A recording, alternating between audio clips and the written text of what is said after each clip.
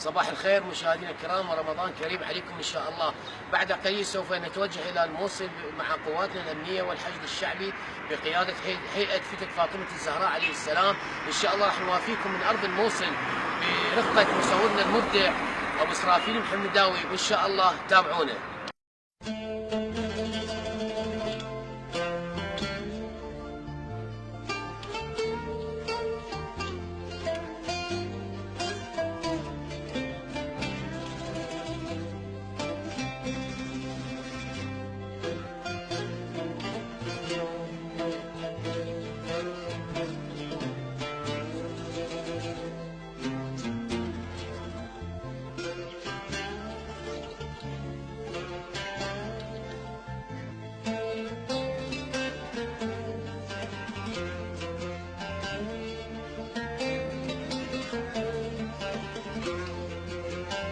السلام عليكم حجينا ابو علي. عليكم السلام ورحمة الله وبركاته. الله يحفظك.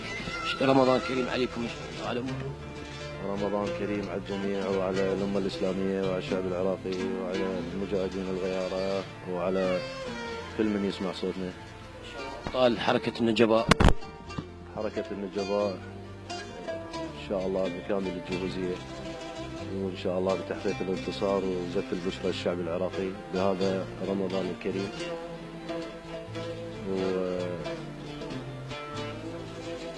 احنا يعني ان شاء الله بالنسبه للدعم اللوجستي مستمر بطبيعه عمله الفعاله الخاصه للمقاتلين، وتوفير كل المستلزمات اللي يحتاجها المقاتل بالجبل بالغيره من عتاد للسلاح الى اخره. البشرى ساره للعراق ان شاء الله. هاي يم الله سبحانه وتعالى والتوفيق من الله سبحانه وتعالى. ان شاء الله نزف البشرى في هذا رمضان الكريم، ورمضان كريم عليكم واهلا وسهلا بكم وحياكم الله. يحفظك. شكرا جزيلا. ان شاء الله نتواصل وياكم مع اخواننا المقاتلين حركه النجباء وتابعونا. طبعا فوج طوارئ بغداد العاشر اللي متواجد في الموصل للدعم اللوجستي لاخوانهم المقاتلين الحشد الشعبي والقواتنا الامنيه، ويانا وسام من مكتب اعلام فوج العاشر. السلام عليكم. وعليكم السلام ورحمه الله وبركاته. مرحبا. الله كيفك؟